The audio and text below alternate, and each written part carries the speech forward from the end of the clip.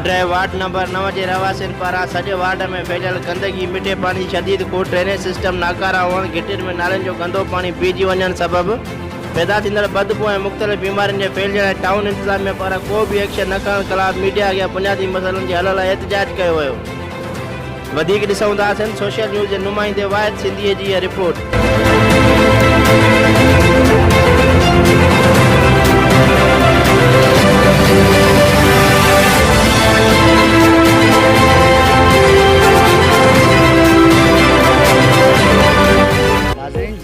जो ward number 9 में मौजूद आहियूं, जितां जी अवाम पिण सरापा एहतजाज बनल आहे। हिते गंदगी सां गॾोगॾु मिठे पानी जो एतिरो आज़ार आहे जो 6 महीननि खां वठी मिठो पानी जेको वाटर सप्लाई ज़रिए हिन जे घरनि ताईं पहुचंदो उहो न पहुची सघियो आहे। अचो त खां वठी असांजे घरनि में मिठो पानी न आहे ऐं हिननि पंहिंजे मनपसंदनि जे घरनि ताईं पाइप लाइन विछाई हुई। असांजी तक़रीबन 1/2 किलोमीटर पाइप लाइन हिननि खोटराई करे वरी उहा लटराए छॾी। सिर्फ़ु इन जे करे जो असां GDA खे वोट ॾिनोसीं, PPR खे ॾिनोसीं। बहरहाल असांजो पाणी बुनियादी हक़ आहे ऐं सफ़ाई का बि असांजे महले में सफ़ाई कोन्हे। तव्हां पाण हिते विज़िट कई आहे त 45 फुट हिकिड़ी नाली आहे जेका उहा बि हुननि न ठाहे सघी। उतां अचणु वञणु ॿारनि जो घणी तकलीफ़ आहे ऐं तमामु बीमारियुनि में मुब्तला थी विया आहिनि ॿार उतां जा उन्हनि जा पाड़े सॼे जा।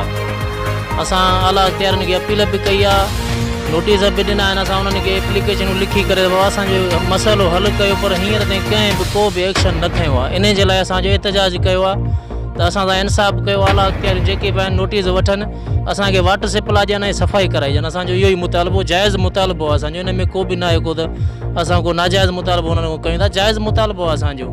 असांखे पाणी मुहैया कनि।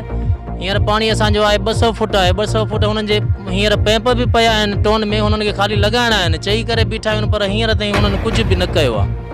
असांजो इहो ई अर्ज़ु आहे त असांखे पाणी वाटर सप्लाई ॾियनि ऐं सफ़ाई कराइजनि पंहिंजे वार्ड जी। वार्ड नंबर 9 आहे असांजो। डॉक्टर मौला बख्श असांजे हिन जो काउंसलर आहे वार्ड जो। काफ़ी चकर उन्हनि खे चयो आहे, पर हींअर ताईं का शइ न कई अथनि, उहो निंड पिया आहिनि बसि। नाली रस्तनि जी बिजली कान्हे ऐं सॼे पाड़े में रोड रस्ता ठही आहिनि। असांजी जूने जामल आहे थी विया, नालियुनि में रस्तनि में गंदगी थी वई आहे। महिरबानी करे असांजो रोड रस्ता सही करे वञनि। न बिजली आहे, न नाली, न पाणी जा पाइप पिया आहिनि हेॾे टोन में, उहे बि नथा ॾिना वञनि। उन ॻाल्हि खे बि 6 महीना थी विया आहिनि। छो छाजे करे? असां हितां जा न आहियूं छा? तव्हांजे पाड़े जा न आहियूं छा? भला असां अपील था कयूं त पाणी असांखे ॾियो। नालियूं कान्हनि ठहियल आहिनि, गंद रोड रस्ता ख़राबु लॻा पिया आहिनि, सफ़ा उहो ॿुधण लाइ तयारु कान्हे को। ऐं बिजली बि कान्हे का। 24 कलाकनि में को 2 कलाक बिजली ॾिनी वई आहे।